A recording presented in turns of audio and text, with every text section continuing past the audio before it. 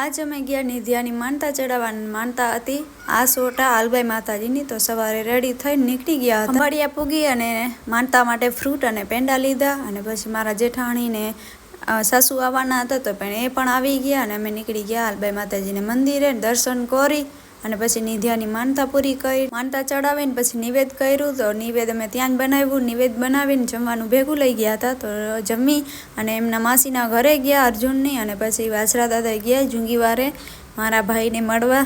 તો મારો ભાઈ છે જુંગીવારો, તો ત્યાં ગયા અને પછી ત્યાંથી સાંજ પડવા આવી હતી પણ હજી અમારે ઘરે જવાનું નહોતું।